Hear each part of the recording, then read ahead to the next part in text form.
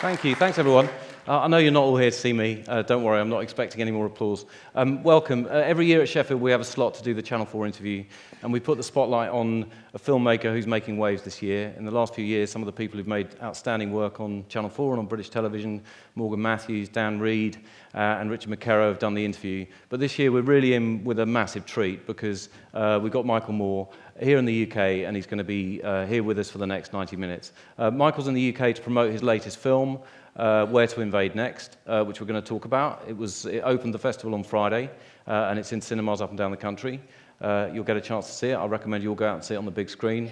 But he's not just going to be talking about that. He's going to be talking about his work. We've got some clips lined up from his sort of outstanding films that you'll have seen through the years, and a bit of his TV work. And I think on a day when we've received the kind of tragic news that we have today from Orlando, Florida, to have the director of both Bowling for Columbine and Fahrenheit 9/11 for me to ask questions of and for you to ask questions of is a massive privilege. So please join me in welcoming Michael Moore.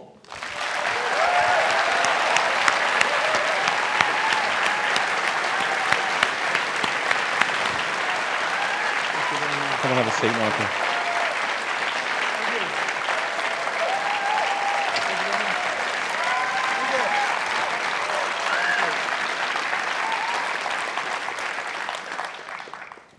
Welcome to Sheffield. It's great to have you here. Thank you for having me here. Our film ran late, so I didn't have time to go dress appropriately for this. I think, Does anyone find this inappropriate? I don't think anyone's going to be too worried about it. Michael, let's start by... You never see Brits in shorts. Well, it's too cold. I mean, Sheffield in particular, you know, if the sun shone on us... I see. It's always cold here, though, isn't it? Yeah, hence the long strides. Should we start by talking a little bit about your new film? So this is Where to Invade Next. It's an unusual film for you in a way because it's about America, but it's not set in America. You travel around Europe and North Africa, cherry-picking some of the things that you'd like to take back to America. We talk about women's rights in Tunisia, about the penal system in Norway, about primary school kids in Finland, school meals in France. It's a real kind of love letter to Europe. What inspired it, Michael? Why make a film about America but in Europe?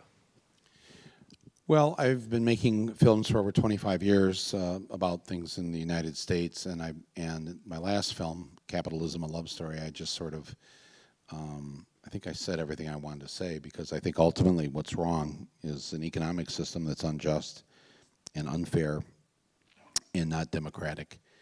And as long as we have that, we're going to have all these other problems that you can make documentaries about forever, but I don't really want to do that. So this film, the idea for this was really an idea that I've had, and I've been discussing with my friend, Rod Burleson, who's also the executive producer of this film, and we've been friends since I was 17. And first came to Europe at the age of 24 with a Eurail pass and a youth hostel card, and saw Europe really for the first time. And it was just amazing. We were like shocked at some of the smallest things that you do here. And we would just keep going, how come we don't do that? Yeah. It's an unusually positive film for you, isn't it? I mean, you're often looking for an antagonist Well, it's actually, the funny thing about that is, I guess you could see it that way. To me, it's a very angry film. Yes. Because I'm really angry that we don't have a lot of these ways of living and being that you have. And and it's like, why don't we have this? Yes. We're number one. We're the United States of fucking America, And it's like, what the hell here? And I think too. I think some people will see it as maybe I don't know if positive is the right word. I think it's funny. It's funny. Yeah. I think it's funny because I am so mad. Yeah. And I think for that reason, it's a very dangerous and subversive film to show in the U.S. Yes. Because literally, I just enjoy sitting in the back and watching audiences just like come unglued that there are countries where women can take a week or two off after they have a baby and are paid for it, or that kids get a decent school lunch in France, or that you don't have to pay to go to university in Slovenia. The look on the Italians' face when you told them what the average American worker gets for, paid leave and maternity leave was complete astonishment, wasn't it? No, they were not going to come to America. They wanted to move to America. and they changed their mind. Well, there's no law that guarantees you a single paid day off. Yeah. At all.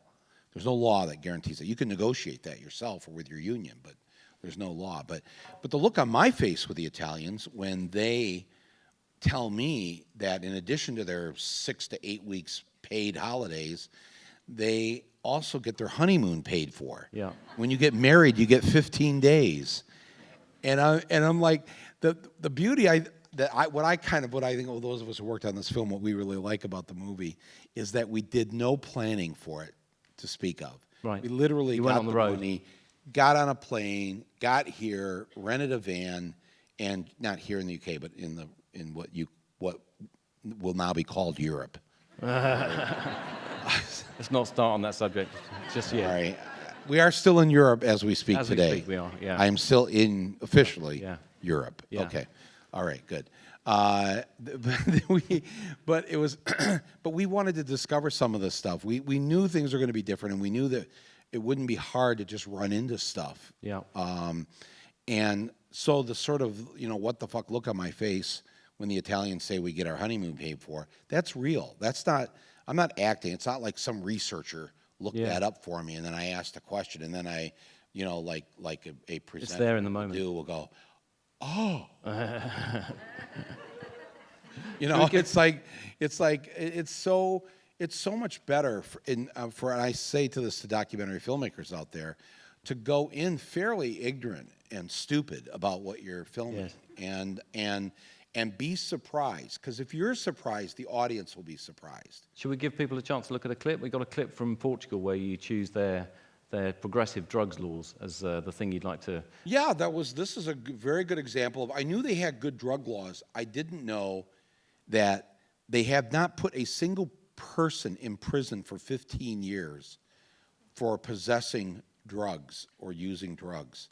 Not one person is. It's also a good example of the anger that there is in the film, because you then use it as a way of turning back on America and how drug law has been used as a way of dispossessing black people of their votes. Well, the Clinton drug laws are responsible for locking up a ton of African American and Hispanic people. We got it in the clip. Let's have a look.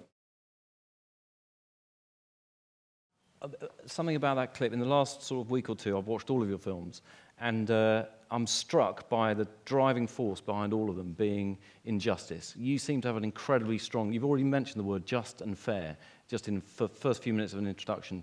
So let's talk a bit about you, Michael, and your background and where you come from. You've watched all of my films? Well, all the ones I could get hold of in the last few weeks. So yeah, I've watched quite a few of them. Do I look thinner in person? Hey, you're looking good. You're looking good. Where does this sense of injustice come from? I was raised in an Irish Catholic household. That does not always necessarily mean it's going to go that way. It can really go the other way, too. But I think my parents, had a basic sense of right and wrong. Yeah. And they were not political people, but my uncle was in the sit-down strike that founded the United Auto Workers, took over the factories in Flint for 44 days back in 1936, 37. And we had a cousin whose father was a state assemblyman in New York City, and we go to New York every other summer to visit her. And we were exposed to this sort of thinking in politics and whatever. But I don't know. I think I was just probably raised with a sense of right and wrong and what's fair. And can you find where in your early childhood or adolescence, where it was, you decided to do something about it? Because a lot of people have a sense of justice or right and wrong, but you've seemed to have spent your whole life trying to do something about it and express your anger about it and actually suggest sort of solutions to it as well. Well, there's a number of points. I don't know where to start. Where it could have been the third grade nun, picking up Mike McCrandle by the collar and whacking him across the face because he had an accident and you didn't make it to the restroom in time. I don't know. The things always seemed wrong, and I was always the biggest kid, and so the bullies, when they would bully other kids, I would try to step in, and they never hit me for some reason. Maybe they were afraid I would fall on them, or I wasn't sure. Yeah. But in 1967 there were riots in Detroit. Essentially, the black population rose up against the police, and everybody in our neighborhood up in Flint, we were outside of Flint actually, and started packing up their cars, and they were heading out. They were running out of town. They go up to the woods in the north because they thought this was the moment when black people were going to revolt. And it was interesting. And as somebody who was maybe, I don't know, 12 or 13 years old at that point, looking at my fellow white people, and it's like they kind of knew that a certain group had been mistreated. And because human empathy kind of takes over. Geez, if I had been treated this way my whole life, You might crack one day. I might crack one day, and I might come looking for you. And so they kind of knew that was a possibility, and they all ran. And we didn't do that, but it was interesting. And then the next year, it was Holy Thursday, and we were at Mass at night, and came out of Mass, and it was cold. It was April 1968. And one of the dads had gone out earlier to warm up his car, I guess, or something. The radio came on, and he's listening to the radio. He stands up on the floorboard of the car, above the car, shouting to all of us coming out of the church, "They've killed Martin Luther King! They've killed Martin Luther King!" And like a cheer goes up amongst a good number of the people coming out of Mass. And I was just like, it was just such a shocking thing for a kid to see adults Reveling in that. reveling in the death of this individual. It was just, I don't know. So I guess a lot of things like that started to happen, and I was inspired by the Berrigan brothers, these Catholic priests who, would steal draft records and burn them or pour blood on them or whatever, and Cesar Chavez, who started the farm workers movement and whatever. So I think a lot of that came out of that sort of left Catholic justice, whatever they call that movement. Yeah. But as a child, You absorbed some of that. I was lucky enough to have enough priests or nuns around who were part of that social justice movement. Yeah. So that probably was a lot of the. So everyone in your family works at General Motors. Everyone in Flint works at General Motors. At some point, you decided. Is it true you did a day's work there and said that's not for me? It's not. I quit on the first day, but I didn't even. Didn't even show up. No, I didn't show up. I just couldn't. couldn't do it. I saw what it did to my dad, and I just didn't want to. He had pretty much the same job on the assembly line for 34 years, and I decided not to do that. But I didn't. I went to college for a year and a half, and then just got upset one day because I couldn't find a parking space, and I just drove around and around the parking lot, and then finally I just, said screw it, and I changed it to screw it, by the way, because I didn't see her before. So I've now cleaned up my language in the second portion of this.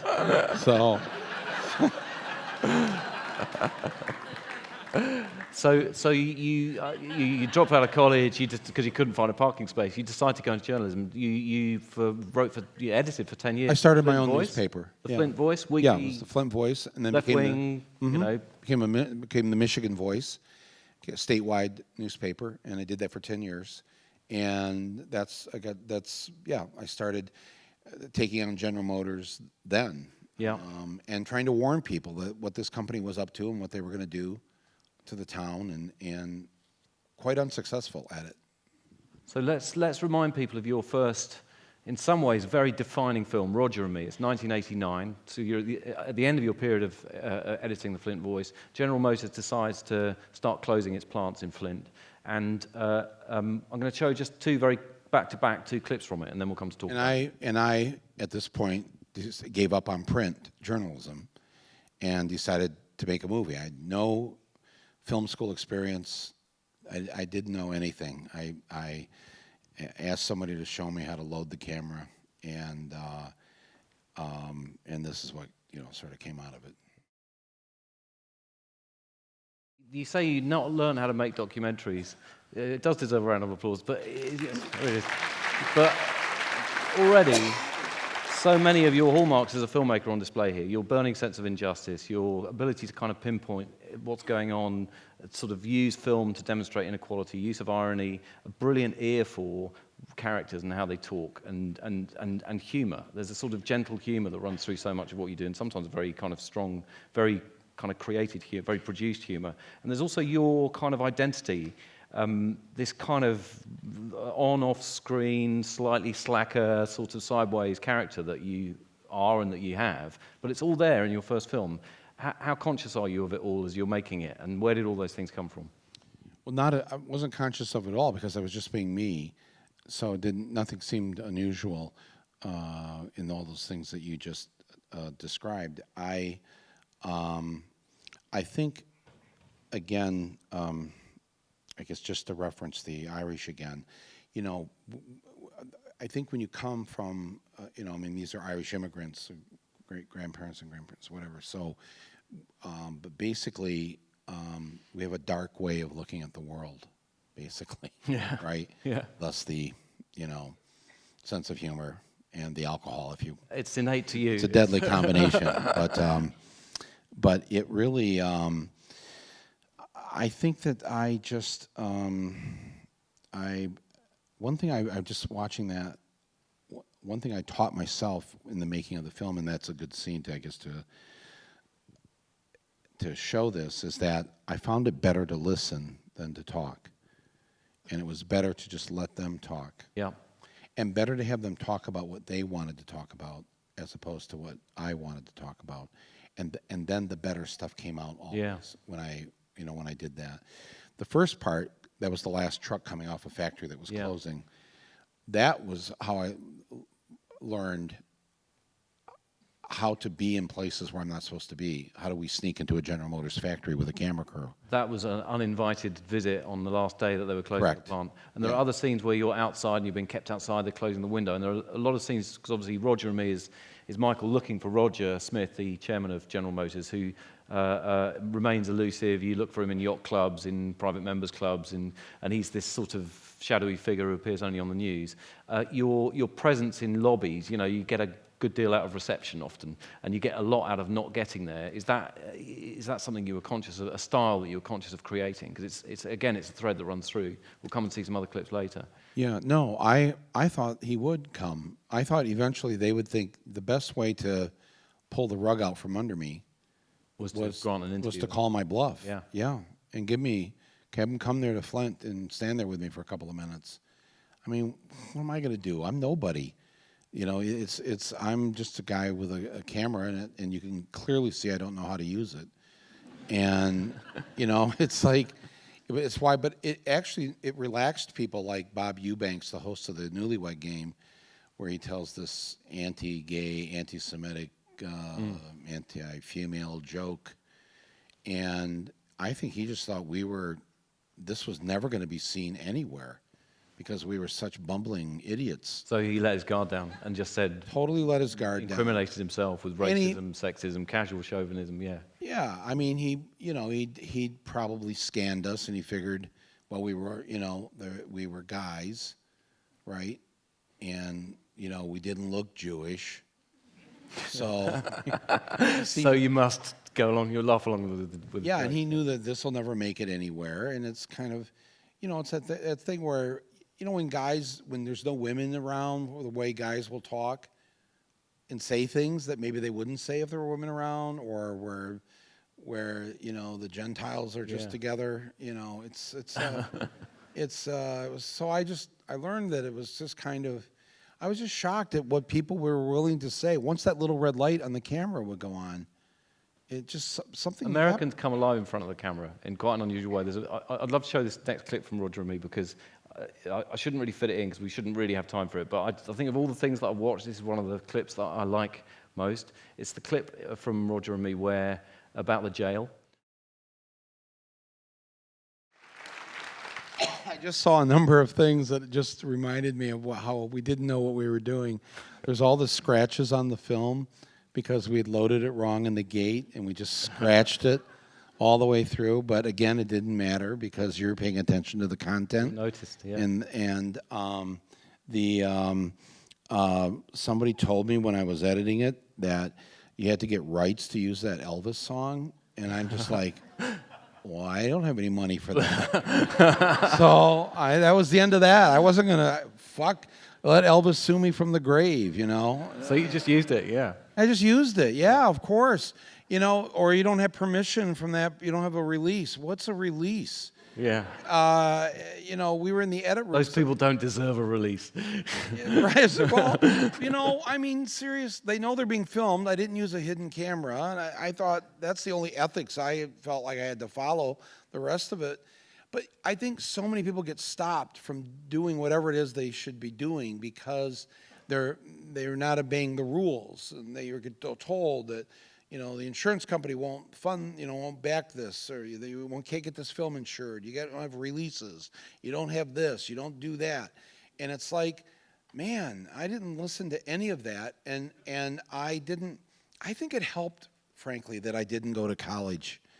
I don't want to. There's not any young people in here. Don't stay in college. But I'm just saying that because I never wrote a term paper, I don't know what the rules are for this sort of thing. But you know, I have so many feelings about documentaries and how they're made, and it's just I want to start a documentary insurgency where we use nonfiction in a much more aggressive, risk-taking, dangerous, subversive way than the way it's being done. And I've, you know, I've seen wonderful films here this weekend, but I'm just like, I just want, you know, and use humor. Humor is so devastating, and too many documentary filmmakers are wanting to be so serious about it because they think it'll somehow cheapen the story or the message if they used humor. Whereas you skewer those people perfectly with, you know, with a smile on your face. You're quite gentle on them as well. You're not aggressive towards your antagonists, are you? You're quite, you know, you have this kind of slightly soft manner with people. You don't challenge people. You don't go straight at them and hit them hard. Well, mostly because most of them are not the problem. Yeah. I mean, if I'd actually had Roger Smith, I mean, it would have been different, maybe, you know. Actually, at the end of the film, I do get to him at this Christmas party, and I told the cameraman, you know, we only had like 30 seconds left to film in the thing, and it was, you know, you could only have 11 minutes back then in a 16 millimeter, so I just said save a few seconds because I think I'm going to lunge at him. That was kind of, I was trying to find the moment to just literally tackle him. Yeah. And not hurt him, but, you know, just give him some noogies or... But it seems that you get more out of people by coming close to them and as you say, giving them space, getting them to talk, not pushing them back into it. Even those people who have money and who could afford the $100 ticket for the jail party, they're not really, they're tools. They're part of the problem, but they're not the problem. It hasn't occurred to them. And I don't hate. I'm not a hater, so I don't really go at it in that manner. But I wish that documentaries were. I wish more documentary filmmakers would be filmmakers. Like I hate this word documentarian. I just want to ban that. You want a stronger sense of authorship from the individuals making the programs. I mean, I just want them to make a movie. If you've decided to make a movie, that you're not making a sermon, you're not making a political speech. You're making a movie. Honor that. Honor the cinema of what you're doing. Was this a discovery for you, having worked in print for 10 years, that film could be funny and you could get your points across with humor and with, you know, with narrative, and you can engage people in a really different way? Well, I always went to 3 or 4 films a week. So I already knew what movies could do, and I was already a huge movie fan. And I would, as soon as I could drive, at 16 years old, I'd drive to Detroit or Ann Arbor, and I would watch. I mean, I would just go down there as many nights of the week that I could get a car and go down there and watch everything by Kurosawa or Truffaut or Bergman or Fellini or whatever, and then all the old classics, all the Marx Brothers, all that stuff, and then a whole spate of like the British films of the 50s, the Lavender Hill Mob, and that whole run of things. When you're making a movie, you're making a movie. You're not making a documentary. You're not thinking. You're trying to entertain people as well. I'm thinking, you're conscious of the theatre. Yes, setting the. Oh, in fact, not this film because had to fly here, but in past films, I usually would take a theater seat with me in the van, in the crew van, and always have the seat there for the crew to remind them that there's one member of the crew not present today, but will be present, and that's the audience. Because this film isn't completed until the audience becomes a participant in it. And if in those first 5, 10, 20 minutes of the film, you start to fill the room, and people are getting ratcheted up, and they're laughing, because if they didn't laugh, they might cry, or they're getting angry, and you feel the steam coming out of people, all of that, they become part of this, you become part of this film. And so the audience is a very, very important piece of this to me, and I'm constantly thinking when I'm filming something, how this is going to feel if I was sitting in that seat in the room. That's just so critical to me. So Roger and Me was a huge hit film, and we'll come on to talk about some of the other big movies. But after that, you did spend some time making television as well, didn't you? So you made TV Nation, which ran here on the BBC, and then a series called The Awful Truth. Did you have a different sense of the audience when you were making television, or were you going about things in the same way, do you think? Again, I was out in L.A. I was trying to get the money for my next film after Roger and Me, and I got a call saying that the head of NBC wanted to meet with me to see if I had any ideas for TV shows. And I'm like, no, I don't want to do TV. No, just go, hey, the president of the network is calling. You're here, go see him.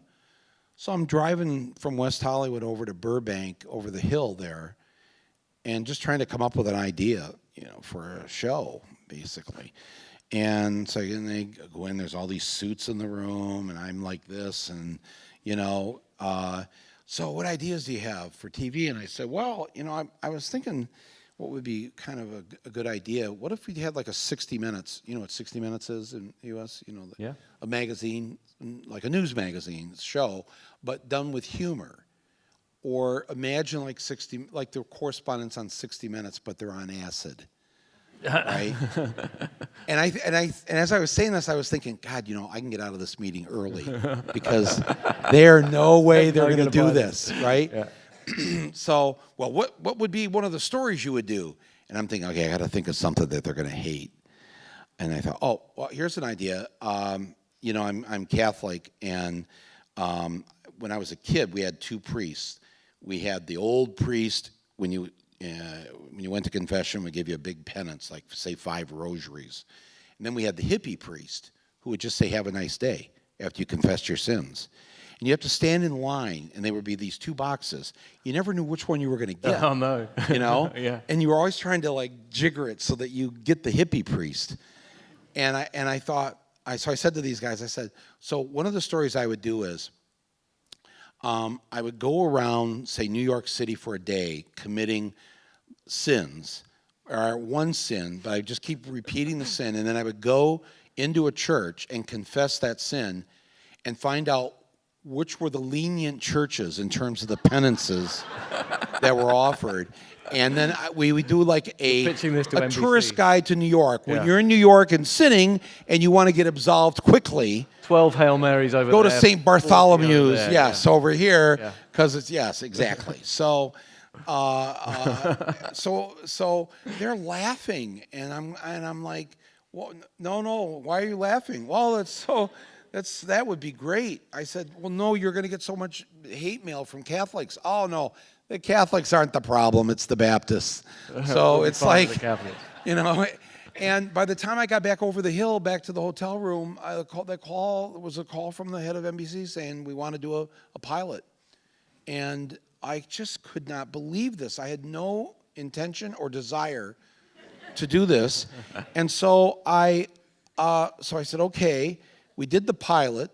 They tested it. It went great, but they couldn't get anybody to sponsor it.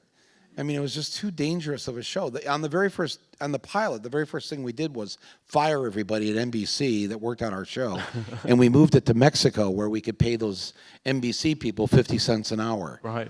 Yeah. And so that was the first thing we did, right? And they didn't pick it up. They didn't order the series. And 6 months later, I get a call from somebody who says he's the chief whatever of the BBC, a guy named Michael Jackson. In fact, the call came in and said Michael Jackson was calling. I thought, get your moonwalk dusted off, yeah? Yeah, no, I thought, no, this was good. I thought, I want you back. And I was like, every Jackson 5 song I can do for you. So he flew over and had dinner with me and said, we want to do this on the BBC. And he calls NBC, and once the BBC wanted to do it, NBC's like, oh yes, we want to do it too. And it's like, but the BBC was willing to pay for it. Yeah. And so they didn't have to worry about getting so many sponsors here in the in the US. So we got on TV because of the BBC. I've got a clip here. It's not actually from the BBC show, which was TV Nation, but it's from The Awful Truth, which was a series that followed it. Which is I know this is the Channel 4 interview. No, I didn't deliberately excise the BBC. I've only said the BBC. Are you? It was just okay. She's doing the just hard for me BBC to still. get a Yeah. BBC clip. That's all. Yes. Yes. Then we followed. we followed that up with Channel 4. Thank you. And then we just changed the name to The Awful Truth, but it was the same show, and much better. And much better. On Channel 4. Here's the better show. This is a clip from The Awful Truth. Yes, that's the Channel 4 version, by the way. We were censored when this ran on the American network. There's a sign on the bus there that says "U.S. out of my anus," and the two men kissing. That wasn't allowed on network television back then. Wow. So, but here, anything goes. We can kiss away, right? Yeah. Yeah. It's funny too, listening to the PAL version. Yes. Yeah. No, the sound's not so hot. Well, it's not my voice. It's like my voice is like it's up there like this because it's going at a tiny bit 1 frame per second faster than it would. What strikes me about it is that it's not documentary in a way, is it? It's a very produced piece. It's entirely constructed. You've got there. The truth of it is the pastor is a radically homophobic pastor who's preaching against a young boy who's. It's 100% documentary. So in your mind, in spite of the fact that you've constructed a great what if we construct? Every one of those guys was gay. Yep. I was such a stickler about this that everything had to be nonfiction. Yes. And that we didn't do stagery kinds of things. We didn't know what would happen pulling that bus up there. We drove the bus to as many states as possible where it was illegal to be gay. And the idea was to commit civil disobedience, where essentially they would have sex in as many states as possible where it was illegal to have. Rerun this on Channel 4 because it's a very, very funny item. Sex. The whole thing. And I drove the Winnebago, so I was like the designated heterosexual, and and they literally were back there having sex with each other because I didn't want to just say it as a joke. It had to be real that we were actually breaking the law. They were going to have sex with each other. So everything that you see is as it happened. So for you, documentary can encompass the kind of drawing the line of what is a documentary can be broad enough to produce a bus like the Sodomobile, which wasn't already in existence, was it? It was a thing that you brought into the frame and created to make the point that you wanted to make. Right, but in the traditional documentary, the sort of fly-in-the-wall film or whatever that people, the old school documentary is sort of, we didn't do anything. We were just observed. Yeah. Just observed. Well, you're in there with a friggin' crew. Yes. For everybody in the room knows they're on camera. Yeah. What are you talking about? You've altered the reality by your very friggin' presence. So it was always a little disingenuous the way, and I told the crew this en route when we made my first film, that I don't like documentaries. I really don't. And they feel like castor oil, medicine, and I feel like my nose is being pulled a lot. Yes. And it isn't as real as it's pretending to be. So part of what I wanted to do with my film and with these TV shows was to sort of make the anti-documentary. Yes. And turn things on their head a bit, but still honor the basic principles of nonfiction. So if I'm going to tell you something in here that is happening, I need you to know it's true, that I'm not just doing it for a joke or for entertainment or whatever. But it upset a lot of the old school people when I first came on the scene, because they weren't used to that, and they certainly weren't used to humor or satire as a means to make a documentary. But satire and humor has, throughout the ages, has been used there used to be op-ed columns, and there used to be editorial cartoonists that have all pretty much been fired these days. And so I've got, the next clip that I want to show you is from Bowling for Columbine, which is, in a way, a lot of these things that we've been talking about come to fruition there. There's this burning sense of injustice and wrong, that really drives the film. There's a very strong antagonist for you in Charlton Heston and his kind of, gun-toting NRA appearances. And there's this sort of sense of stunt and of trying to bring about change. And I put together two clips. So there's a slight internal edit in these clips. They both take part in the lobby of Kmart, but we'll come back to talk about them when we've seen them. But is that a word you use here in Britain, stunt? Is that a word? Yeah. Is it a stunt? I mean, would the audience consider taking two of the survivors of the Columbine massacre to visit Kmart a stunt? I don't think it's not a pejorative term. I don't mean it to belittle what you did. Yeah, and I think in the U.S. sequence. it would be a pejorative term. Yeah, but because they're going with me because we're going there to fuck them up. Yeah. And we're going to film whatever happens, and we're all scared shitless. Yes. Doing it because we don't know what's going to happen or what police are going to haul us away. No, if I was making a program and I was describing the stunts that we were going to do, I wouldn't be using that as a way of belittling. I would say those would be the produced sequences that we were trying to create. In a way, But why is it any different than I'm taking these two victims to a large corporation who one of their stores sold the bullets at so many cents per bullet. It's kind of it's a different way to do journalism. Yeah. But to me, it is exactly what I wish more journalists would do. Would go right into the places of power. Incredibly powerful, both as a viewer to watch. Yeah. You're tense, you're engaged, it's thrilling to watch. You're drawn in. There's a genuine sense of risk and danger about it, right. And there's an outcome. I mean, there's a sort of outcome that you'd want to stand up and applaud about. There was a Canadian studio funded this film. I couldn't get any Americans to back me on making Bowling for Columbine, so Canadians did it. God bless them. God bless them. Yeah. Yeah. But it's funny that the Canadian, one of the executives at the studio wanted this scene removed from the film because it probably offended his Canadian sensibility because it's very, very rude, and it made him cringe. In spite of the fact that it has an outcome. Because in a way that... In spite of the fact it had the outcome, I had to fight, and I finally had to just tell him, I'm sorry, I'm not taking it out of the movie. Yeah. So there.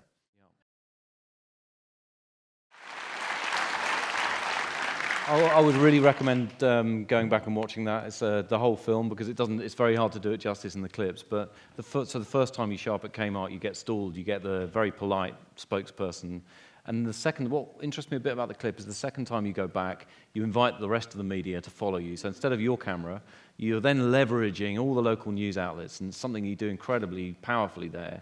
And when the spokesperson comes out to say that Kmart have actually changed their policy, she walks straight past your camera and addresses directly kind of Fox News and NBC, etc. Were you conscious of that as a way of bringing additional power and additional pressure to Kmart of saying, okay, it's not just one camera, you're going to be under the spotlight? Yes. I wasn't aware that she passed right by me until you just said that. I'm serious. Well, it just looks like that in the scene. You're kind of No, following. you're along right. going, You're right. But I wasn't. I was probably so used to it from high school on.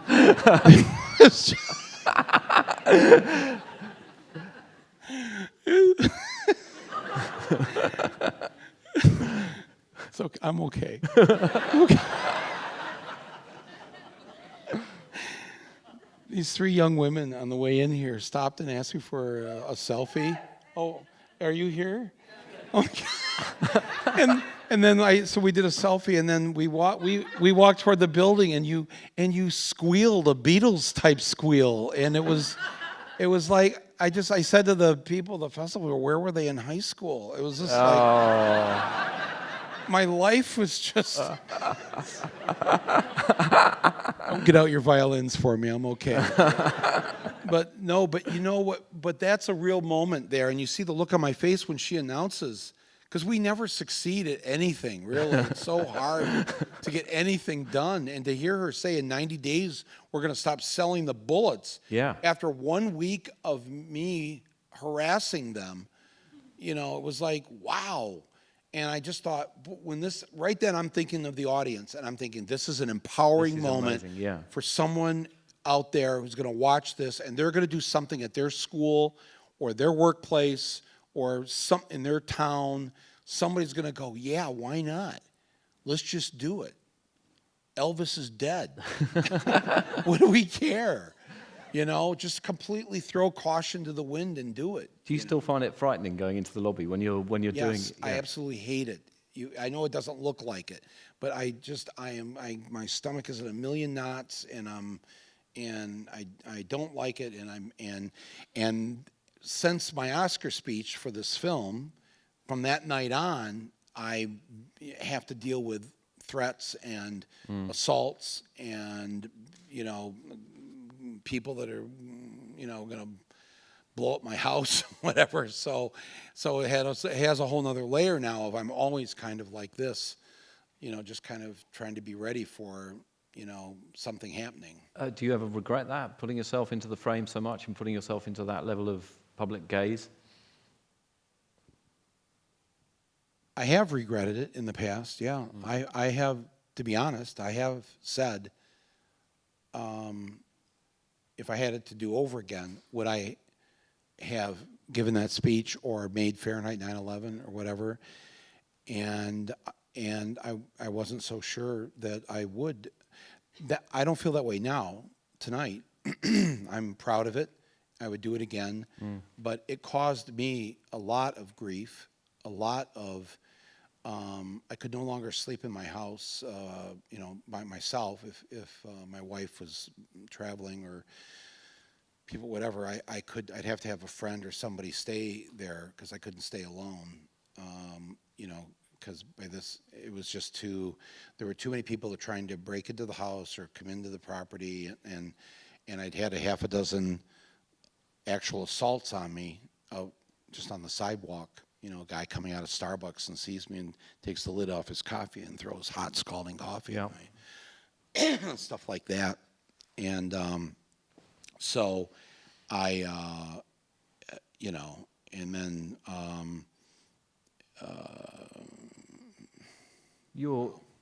don't want to. Some of it's too personal. But Bowling for Columbine won an Oscar, as you say, which is amazing. But then you went on to make Fahrenheit 9/11, which is it's the highest grossing documentary of all time. There's never been a documentary that has sold so many tickets. It's one of the most influential in some respects in that period, because the American left was quite going through a difficult patch. You became almost the unofficial. So kind. Yeah. No, yeah, the American. That is the most American liberals. Yeah. 29 Democratic senators voted to back Bush in the war in Iraq, including Hillary Clinton. And the New York Times supported the war, and the New Yorker magazine, which is a liberal magazine, and even people like Al Franken initially were in favor of the invasion of Iraq.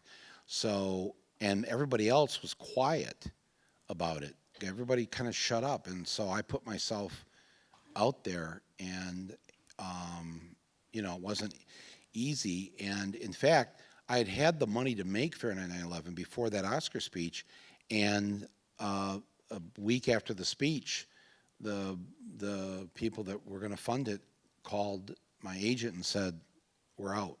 Right. Yeah. And so then we had no money, and then we just got madder about it, and we just, and then Harvey Weinstein stepped in, basically. So I think we should remind people of Fahrenheit 9/11 because Bowling for Columbine is an incredibly powerful film about America's gun culture and something wrong at the heart of America. That something wrong takes on a new scale when we're talking about invading countries. You feel watching Fahrenheit 9/11 that the antagonist is suddenly the President of the United States, the stage is a global stage, and the weapons have got a lot bigger. And yet you don't blunt your humor. There's no point at which you say, right, this is my serious film now. This is a very funny film. I mean, it's an immensely entertaining film. And I've chosen a clip that shows, it's right early on in the film, Michael spends some time outlining how little time George W. Bush spent actually doing anything presidential in the first year and a half of his tenure, and how many days he was on holiday fishing and playing golf and shooting. And then you capture the moment. This is the moment when W is told that the second plane has hit the tower and that America is under attack. And I was just talking to Louis Theroux about this last night. We had dinner, and he's an old friend, and actually he was our intern or our production assistant on TV Nation, and he was this kid. He was like 23 years old, making Xerox copies and getting people coffee, but he was really funny. Yeah. And in the office, and I just said, "Hey, have you ever thought about doing something in front of the camera?" And he said, "Well, I kind of have." I said, "Well, I want to film something with you." And I sent it off to the network, and they let me put this guy on, this kid with nobody knew who he was, and I sold him to the network, the Americans, by saying he's an American but with a British accent. Right. And it was like, but we were talking about this last night. He said, I remember. He said the first day of production, you brought us all in there, and you said two things. You said, I want everybody in here, if you're going to stay and work on this show, you have to work as if you're never going to be hired by network television again. Yes. That we're gonna seem so crazy and so dangerous that people are gonna go, "Oh, you worked on that show? Oh, no. Oh. We don't want you." But that's how everybody we have to work with that. And the other thing was, let's brainstorm a list of all the things we are not supposed to be funny about, and those are the stories we're going to start with. Right. So AIDS, Holocaust, pedophilia, just the stuff that you are not supposed to be funny about. But my belief that humor is one of the best vehicles to deliver a powerful message and to help create change drove that both on TV Nation and the shows, but also with each one of these films. And you're right, we're filming this now. We're starting this just weeks after I'm booed off the stage. My life is being threatened. Our money is pulled from us, and 70% of the American public supports George W. Bush, and our fellow liberals are attacking me on the late night shows and everything that are populated by comedians who eventually, came against the war, but not during this time here. This is virtuoso filmmaking. I mean, and yet the stakes are incredibly high. And for you, this thrusts you into a much more. You say the NRA and the kind of the haters came out for Columbine. This raised your profile massively as well, didn't it? Yeah, you mean in a negative way, in terms of my safety? Well, both. I mean, both in terms of you being the expectation upon you to sort of be a spokesperson for the opposition and to corral the people who were angered by Bush, but also for the haters. Yeah. Right, yes. But it gave permission for people in the U.S. at least to not be afraid any longer to go after Bush in the early days of the war.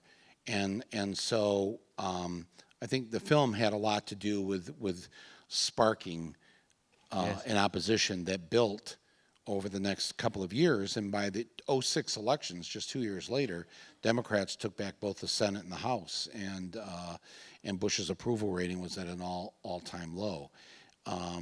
But yeah, no, I think we all figured, those of us, some of them are here tonight, we all knew somebody had to be the first one out there to do this, and it might as well be us because nobody else was doing it. And so there's Fahrenheit 9/11, and it became a huge success. Were you surprised by the success of it? No, I always have thought, once people are given the truth, and when they get the truth of this, and that we were lied to about this war, they're going to go crazy. And so, and not just in the U.S., around, I mean, it grossed $500 million around the world. Yeah. In all the different markets and whatever. So it was a worldwide thing, and it let people in other parts of the world, especially in the Middle East, know that not all Americans are George W. Bush. Yeah. And that there were a lot of us that were opposed to this. Why? Because you're being produced by the Weinstein brothers now. You know, this is a big movie. You're part of the entertainment industry. You're playing in malls. You're playing in theatres around the world. Is it still important to you to be on the big screen? Because in a way, we're used to. The thing that really strikes you about that clip is the journalism. You know, yes, the music, yes, the clever unpacking of George Bush in that moment. But what really drives it is journalism. Yes, but this is 15 years after Roger and Me, and it's the first time American money was given to me as the main funder of what I was doing. I mean, 15 years. I mean, even after Roger and Me, and the big one in TV Nation. TV Nation, it's British money that started it. The big one was the BBC. Awful Truth, Channel 4. Bowling for Columbine, the Canadians, Canadian Bacon, Dutch. That was the first time. It took 15 years before Americans would give me any money to do my work. Wow. Did it change with 9/11? Yes, it became easier to get the money. Yeah. Only because I made money. You made money, so it doesn't matter at that point. Yeah. Then it didn't matter what the politics were. Yeah. I was a sure bet, because I make it. You know, does it cost much to make a documentary? So, you know, if you gross $500 million on a film that cost maybe $6 million, you know, the profit margin for the company is huge. So yeah. So it hasn't been a problem getting money. That's the easy part of this for me. But in terms of your question about, in terms of the Hollywood piece of this, you mean, or is it? Yeah, well, there's a level at which you're drawn into an entertainment industry, aren't you? And you know, people will overcome their scruples if you make money for them, won't they? You know, so. Yeah, I've never really given a shit, and I think that's probably, and I still don't. I mean, yeah. By not giving a shit, it means I end up giving a shit a lot. But if I don't give a shit about I don't care really about. I'll never listen to anybody other than my own conscience. So it doesn't matter. I don't have a lot of consumer needs, as is evidenced by how I show up here today. So I'm you know, I hope I get to keep making these movies. Now, it isn't easier these days to get documentaries in movie theaters, and while this is the largest grossing film this year in the U.S. for a documentary, that's not saying a whole lot compared to my past films, because it's much more difficult to get the number of screens to be able to show this. Yeah. But I was just talking. Documentaries are rarely commercial. I looked at the list of highest grossing movies. It's you, and then it's March of the Penguins, and you know, I mean, there's not a big list of, you know, high grossing documentaries, which is why your work's been. Do you think that's a documentary, March of the Penguins? You think it's listed as it's a non-fiction. Yeah. It's a natural history. Because it was amazing how Morgan Freeman got inside the head of those penguins and knew what they were thinking. You know, it was all shot in a zoo, wasn't it? It was amazing. I don't know. I just was. I enjoyed it, but it's yeah. I think if more documentary filmmakers would think about some of these things, or think of using humor, that they would do well. They would do better in Would do motion. better with it. Yeah, Yeah, yeah. yeah. But no, I think I've been very lucky and very privileged to do this. You know, my agent is Ari Emanuel. You know, the guy who runs William Morris. You know, so I am around that whole thing. You know, I have Donald Trump stories to tell you, but we're running out of time. You seem very grounded for someone whose agent is Ari Emanuel and works with the Weinsteins. And do you still keep your roots in Flint, and your kind of slacker identity is still, you know, you don't find it difficult to stay grounded? No, not at all. I'm still impressed that women would want to take a picture of me and then squeal afterwards like they were happy. It was just like there's like you know, I don't know how to answer that. I have never been enamored with it. I've been an amused observer of it.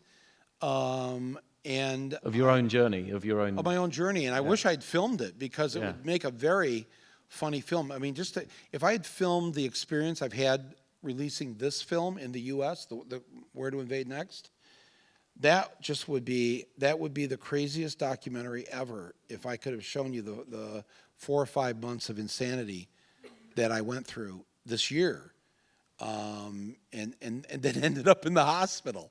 You know, it was like, oh my God, but I didn't have a camera running, so I'll probably just have to write about it in a book. So. And so you want to keep on making movies, keep making documentaries? I'll keep making movies, and I'll use fiction sometimes. I'll make fiction films, or I'll make nonfiction. I actually am writing a screenplay that I might actually do a fiction film next. I'm not sure, but I also have the next 3 documentaries going, at least in my head. In your head. Should we show one more clip before we go to questions? Yeah. I mean, I'm going to leave you to go away and watch Capitalism, A Love Story, and Sicko, and all the other films, and just show one more clip from Fahrenheit 9/11, because it feels like it casts naturally forward. James, if you could play the Patriot Act clip, please. I found it really chilling to come across this as a passage in Fahrenheit 9/11 in the light of Edward Snowden and the NSA and Julian Assange, who you went to visit in the Ecuadorian embassy the other day. Do you think we can reverse what's happened as a consequence of the story that you tell in Fahrenheit 9/11? Oh, absolutely. And I think the younger generation, 18 to 35-year-olds, they know bullshit when they see it. It's why they got behind Bernie Sanders and not behind the traditional mainstream politician. And I think young people are going to be the driving force to fix a lot of this. And so I'm optimistic on that level. But I think that, you know, there's so much in this film. I'd forgotten about that one part about Ashcroft. You know, it's come out in the last month that the things that I was attacked for in this film about the Saudi involvement with the hijackers, you know, that I make very clear in this film, and I do it through evidence, not just conjecture. And you know, the attacks that we went through when this came out in the U.S. People were attacking you for saying it wasn't true? Well, yeah. Constantly. Yeah. Yeah, but but they wouldn't debate me on it, because then they'd have to say, they'd have to demonstrate here's my evidence, show me yours. Because in fact, parts of the Saudi royal family, which is a very large family, by the way, there's different factions within that family, and they support different pieces of various either religious or political philosophies. It's not one monolithic entity. And these people, the hijackers, couldn't have done this. They didn't learn to do this at a flight training school, which is essentially a video game that they went to in San Diego and Arizona and Florida. It just you know, just common sense tells you can't fly something at 400 miles an hour and hit something that's really kind of only a block wide and hit it, you know, without being trained by an Air Force. And I was asking that question back then. Oh, you're a conspiracy theorist. No, it's just a decent question. How do you learn that on a video game and have 3 of the 4 planes succeed? at what they're doing. I mean, isn't that a legitimate question to ask? But this is the story of my life, believe me, because I have a chapter. My first book came out 20 years ago this fall, and there's a chapter in there called O.J. is Innocent. and I just asked the question, there's 2 dead victims. Why did the cops immediately focus on Nicole and not Ron Goldman? Why wasn't he considered? Maybe he was the initial victim and she's the collateral damage. But nobody looked at him. Nobody, and then I found out that he had 2 jail terms, and I'm thinking, well, there's a deceased person here, murdered, who has been to jail twice. If you were a detective, wouldn't you at least want to look into maybe there's a connection there or something? I'm not saying one way or the other if OJ did or didn't do it. I'm just, at the time, I was just saying, what's wrong with asking these questions? But people are so afraid because the whole thing of the media becomes like this giant amoeba, and it just forms, and nobody better go outside the boundaries of this entity, because we're all now telling the same story. It's one of the things you pick out in all of your films is the ability of the media to manipulate fear. There are sequences about fear. In fact, Columbine and Fahrenheit 9/11 are both films about fear in some respect, aren't they? And about the fear that grows up in the American people and how the media stokes that. Yes, but before you get to fear, you have to have ignorance. That's the equation. You first have to make a population ignorant. You have to dumb them down through their schools, defund the schools, make the schools crap, then make sure the media is full of dummies that help to dumb down the population by not showing them the things I show them in this movie. Then you can manipulate them with fear and tell them to worry about, the other. It's amazing how that works. But if journalism did its job, if documentary filmmakers did their job, it's just the job of a parent. If you have a 4-year-old who is crying and not going to sleep because she says there's a monster in the closet, how do we get that 4-year-old to sleep? I don't know if you have kids or not, but how do you get the 4-year-old to sleep? You walk over to the closet and you open up the door and you turn on the light, and immediately ignorance dissipates.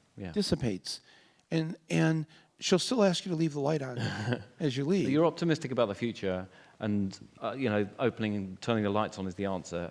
At the end of Fahrenheit 9/11, there's a clip of George Bush in one of his smug, horrible news conferences where he says, "There's a saying where I come from that you can fool someone once, but you can't fool them twice." And you say, "Well, for once we totally agree with each other."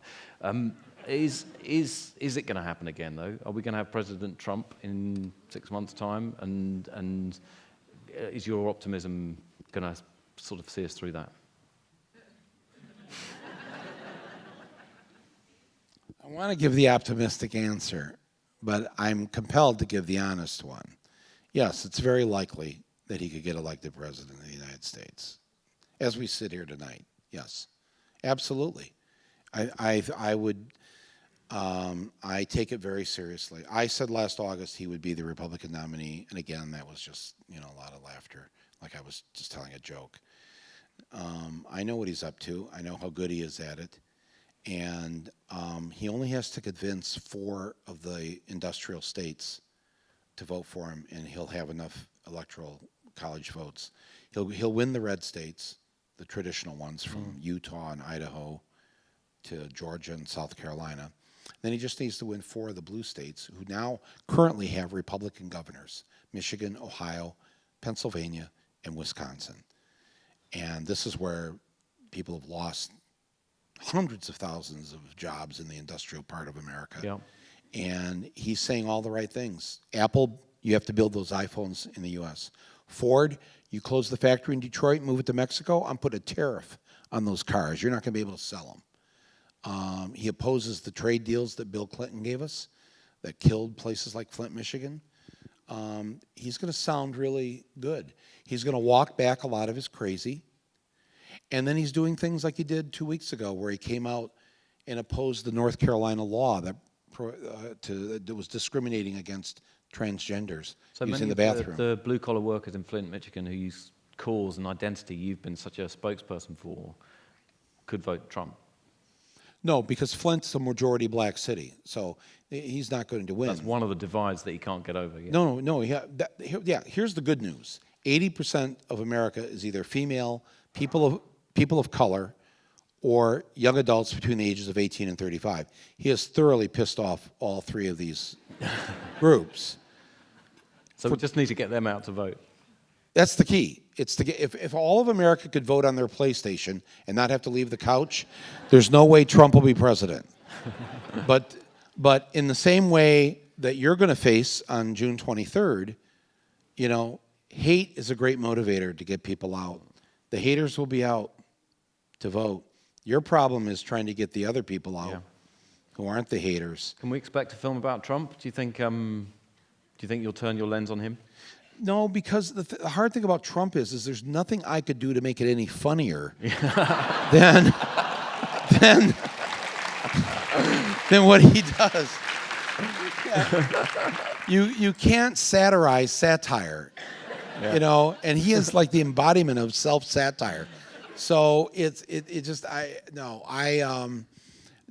but I do believe, and I've talked to Bill Maher about this recently, and those of us who do employ satire we're having our own meeting of the minds, because I think it's the only way to bring him down is vicious humor, and outstanding ridicule. Okay, we'll have to raise our game on ridicule. Yeah, because see, Hillary's already starting with the 17 people he defeated in the Republican primaries. She's starting to do the same thing they were doing, using logic and facts. Yes, and he doesn't It doesn't work. respond to that. No, he doesn't respond to it. In fact, it's like what's that science fiction thing where the more facts you throw at him, he just becomes stronger in his craziness, because he absorbs your logic and then turns it into insanity.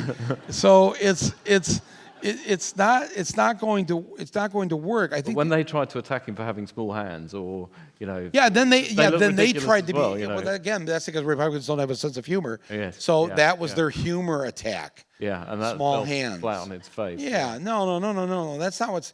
You got to make it uncool to vote for him. Yes. It's got to be like you're going to be all alone over at the lunch table in the cafeteria. That feeling in high school. You know what I mean?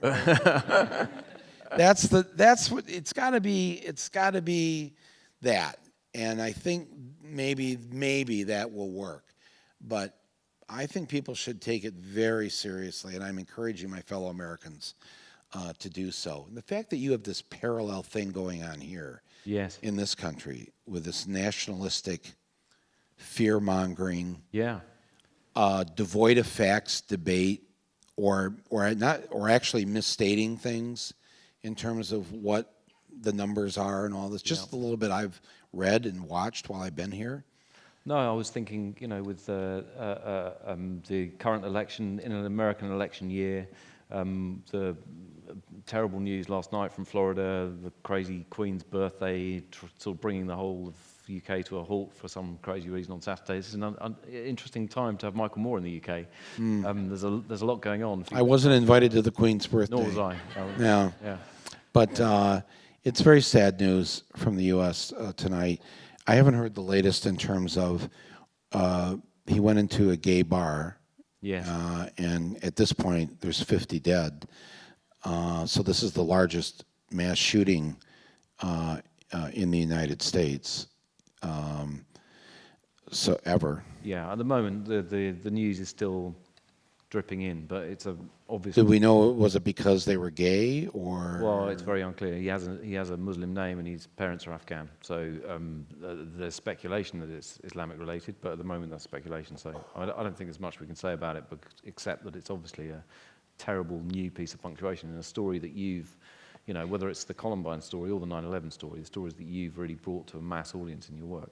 I feel I've got more clips to show and more questions to ask, but I feel we should open it out to the audience. Do we have just a few minutes just to do like a lightning round of questions? Yeah. Or would that be okay with you guys? So quick questions and quick answers. Yeah, How you like to do it? yeah. It's Can we bring the lights up, please? If we could do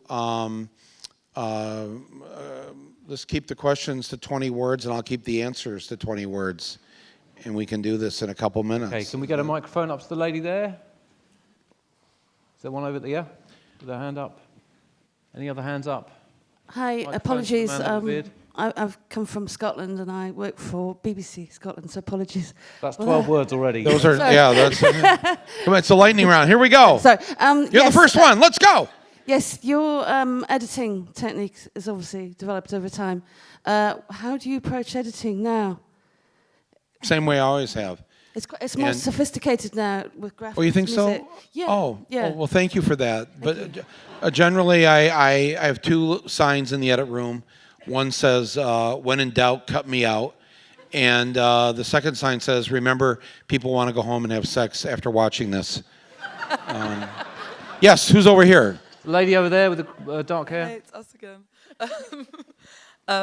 What has been for you? Well, firstly, thank you for all your work. It's amazing. And It's a lightning round. sorry. Okay, what's been for you one of the most rewarding things about as a result of your work? I've been able to see some changes occur in my country, and that I haven't had to move politically. I'm the same person I was when I made Roger Me. The country has shifted. We elected an African American president. How long before you elect a black prime minister here? Yeah, there's some good things about us, right? I mean, America's it's an amazing place. It's just when you think we're gonna and then we do the right thing, and then so that all feels good. And I had a great time making this last film with my crew. I really enjoy working with them. Got a man over here with the... You mentioned about Trump. What about the alternative? Hillary Clinton, as you mentioned earlier, is a hawk. The industrial-military complex is not going to get any smaller. Most people here would vote for Bernie Sanders. What would you say to that? I'm hoping that he's the candidate that gets nominated in 6 weeks' time. I still hold out some hope that this has been such a crazy election year. Something strange will happen. And he will be the nominee. In all the polls, he beats Trump by a much wider margin than Hillary does. In some of the polls, she's tied with Trump. In two of the polls, she's behind Trump. Why would the Democrats go to the convention with this knowledge and nominate somebody who may lose to Trump? When you've got, don't we want to see an election, the billionaire versus the Democratic Socialist? And just let people decide who's going to look out for their interests. Yep. The lady here at the front. Yep. Hi. Oh, whoever has the microphone. Well, based on your newest film, if you wasn't American, what would you be? If I was what now? If you could decide not to be American but something else, what would you be, based on your new film? I was going to say a woman, but... Good answer.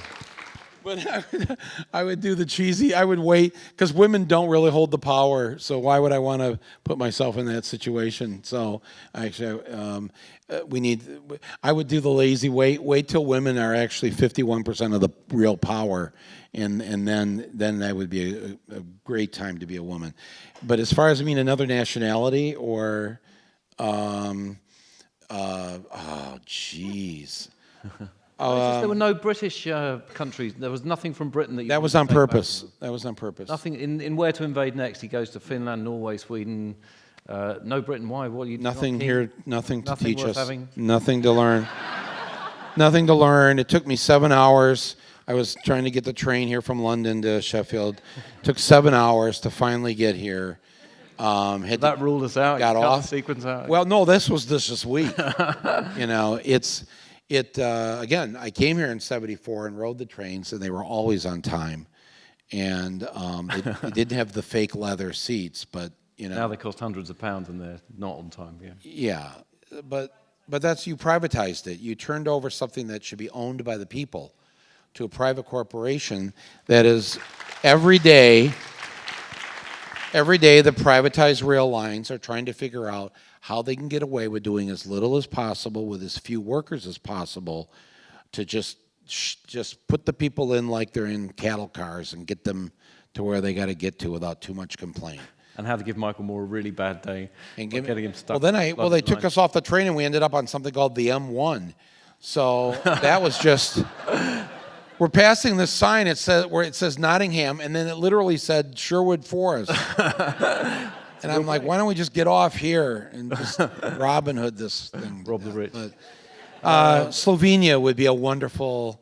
To be a Slovenian, I think, would be a wonderful thing. Question from a man over there.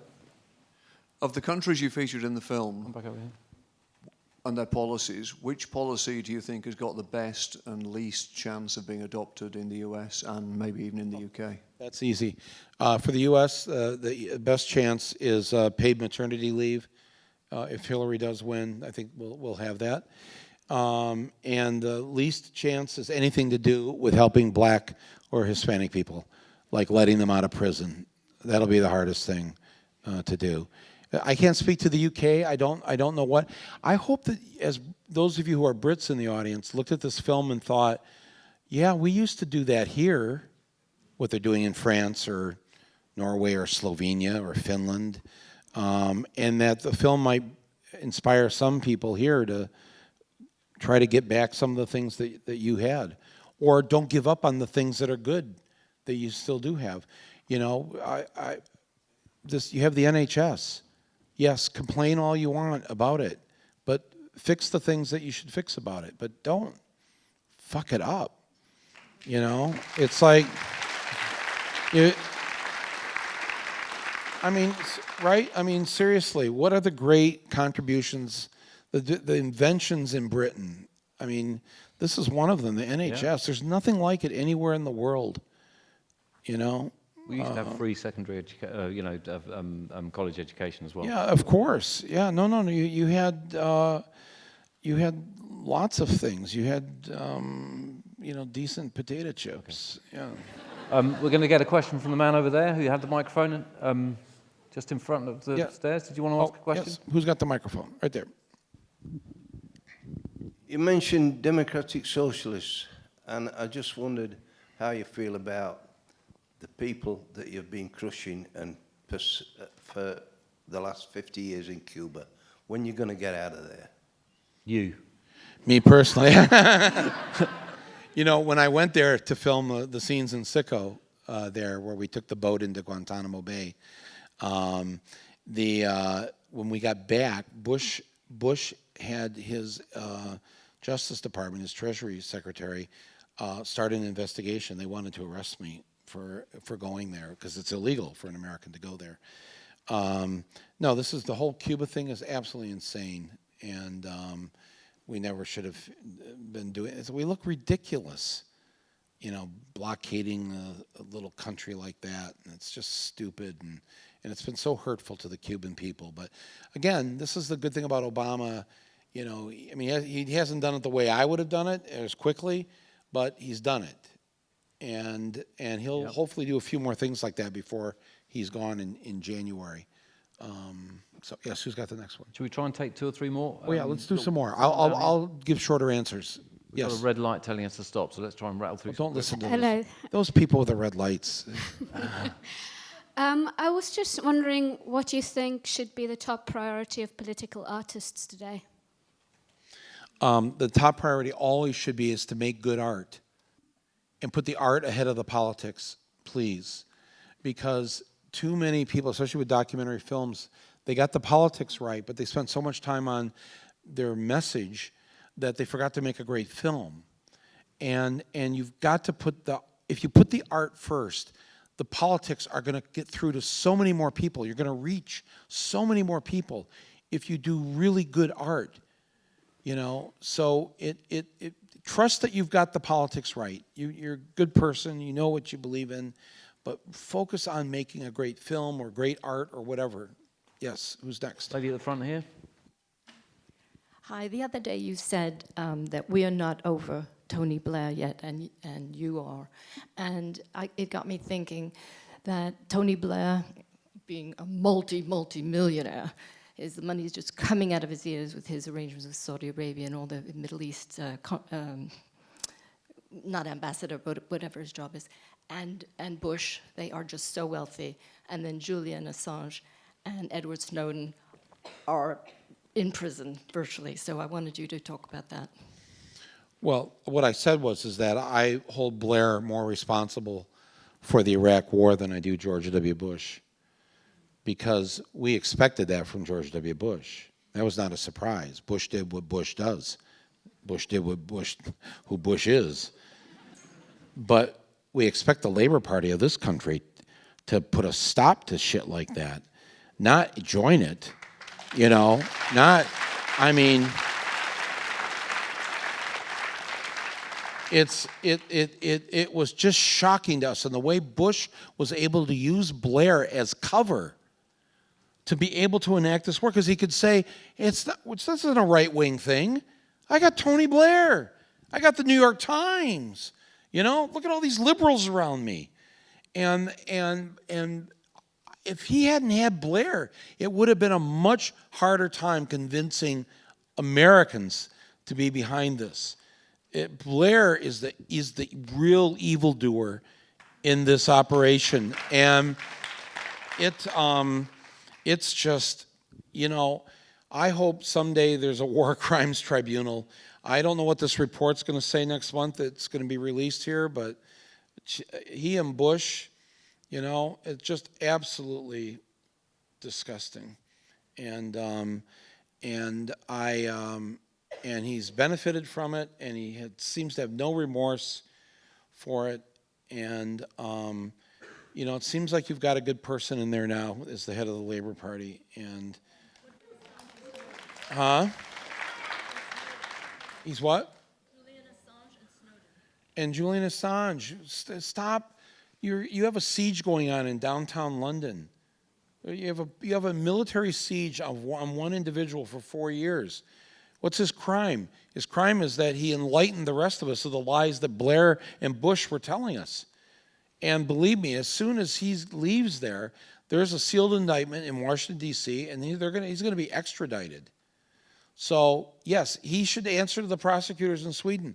And he said he would. They should come to London, send the prosecutors, and interrogate him, and then decide. They haven't charged him with anything yet. There are no charges. It's just, why is the UK collaborating with us? You know, there was that joke that Blair was Bush's lapdog. You know, his little pet, right? Right. I mean, I just remember seeing videos and things from here that were funny. But you're still the lapdog if you're attacking Assange like this. So stop it. Just stop it. Why? You know, you're better than that, and you've become better. You know, you've tried to work out a peace in Northern Ireland, and you're capable of you were awful people before, you know. I mean, you're just, you know, the genocide of the American Indians was your idea. Yeah. Right? The French were not into the genocide in North America. They just wanted to have sex, and, you know, they married Indians, and they just wanted to trade. And the Spanish were into genocide, and then they just said, you know, the weather's nice here, and they just stayed. And they created the Hispanic population, right? But the Brits just brought the smallpox blankets and just started to help mow down everybody. It was just, you know, it's just an awful. We have two more comments from these awful people. Awful. Awful. We get one from over here. We have another one from over here. But you became better The people. microphone. I'm just saying, you became better people. Yeah, it's the British ruling class. They haven't got a sense of humour at all. No, but that's what's great, though. I sat there on that horrible show this week, The Week, with that guy, the presenter. And it's like, I just sat there going, where is Monty Python when we need them, you know? It's like, this needs satire badly. But you gave us The Clash too, so you know, come on. But the question is, sorry. Could you start a movie school? So we need some young people to learn some of these. I would love to start a movie school. I know. Skills. I would love to start a nonfiction film school. Yes, I will. In my next life, I will do that. Yes. We got a couple more here, and then we're going to have to. Okay, one more up there, and one more over here, and we'll call it a day. Okay. All right. Hi. I was just wondering. Where are you at? He's up Hi. there. He's up there in front. Oh, there you are. Okay. Hey. I was wondering if you'd seen any films you really, really enjoyed, other than Where to Invade Next, at the Doc Fest, or movies or or documentaries that you'd seen this year that you'd highly recommend, or filmmakers that you'd recommend. Yes. Well, I saw Camera Person here yesterday. That was a beautiful film by one of the people that shot Fahrenheit 9/11 for me. The Pennebaker, Chris Hedges film, Unlocking the Cage, was great. Geez, what else have I seen here? I've been watching a lot of films for my own. I put on a film festival every July, so I've been watching films that I'm picking for my festival. There's a German documentary that's very funny called The Kings of Karlstadt, and this is the village of 1,200 people where Trump's grandfather is from, and it is hilarious. And they all love Trump, and they want to come to the U.S. and see him, and they do in the film, or at least they try to see him. But if you have a chance to see that film, it's very good. My favorite films of the last year were Inside Out, Dope, Love and Mercy. Yeah, those are the ones that are just kind of popping into my head, or anything by the Mexicans. That, you know, we have such a great Mexican film thing going on right now. They make them with American studios, but they're just from, you know, the Michael Keaton film, Birdman. Birdman, and yes, and Gravity. You have to see Gravity in 3D. It's an amazing film. I'm just intrigued by what the Mexicans are doing, these Mexican directors. And from the lady up there, last comment. Hi, could you tell us a bit more about how you do your research and evidence, and how you narrow that down to the core of the film? And may I have a selfie, please? But the last question shouldn't be boring and narcissistic, right? On your part. Yeah, my narcissism, not hers. Because when I heard selfie. That's okay. We'll leave the selfies to afterwards. We can have a stage invasion for those afterwards. But your research and journalism. I'm going to answer this question, but somebody has got it. This is the great Channel 4 interview now. And we need to close it out big with a great question. How we do our research? I have great researchers, and so we do our research. That's really pretty much how it's done. I told her first. And the what was the second part of the question? Oh yeah, afterwards. Yeah, we do that afterwards. The selfie. Okay. So now. Okay, lady in red up the top yes, there. thank you. Finally. Do you have the great? I hope. I'm taking you back to Trump. I hope you don't mind. My question is, I know there's a place in Canada that's offering citizens of the US citizenship if Trump gets elected. I'm wondering if that's something you considered, or if you're considering something else as a reaction. Well, no, they're not offering. In fact, the Canadians are going to strengthen their immigration laws if Trump's elected. So, there are many millions that will want to move there. They will not be allowed to come there. There is one tiny place which is very unpopular that is offering to take on U.S. citizens. You should look it up. Maybe it'll be worth it. Well, what I started a site a decade ago when we didn't have the Obamacare, for Canadians to marry Americans that didn't have health care, so we could get free health care for people. But we're thinking of reactivating that and having Canadians who are willing to marry Americans so that they can get out of Trump land. Because the America that Donald Trump takes over won't be the America that you know today. We have the satirist Stephen Colbert, and he just started a new show this year on late night television. And Trump was one of his first guests in his first week. And his introduction of Trump was the best thing I've heard describing Trump, and the scariest thing. But it was just so simple and so perfect and so true. And this is how he introduced Trump. Our next guest, ladies and gentlemen, the last president of the United States, Donald Trump. And you had to pause for just a second. You go, oh, that's so true. Oh, no. So I hope that I hope that 5 months from now, we look back on tonight, and these things I said were either just funny, We're still in or Europe. I was just trying to scare people. Clinton's president. Yes, Yeah. or Bernie Sanders is president. You know, this crazy vote that you're going to have unravels the conservatives, and there's a vote sometime in the next year or two, and you have the Bernie Sanders of the UK as prime minister. But a boy can dream, right? And I really, I am hopeful in the sense that I always know this one particular statistic when it comes to those who are running the show and calling the shots, that 1% or now the 0.1% that own this world.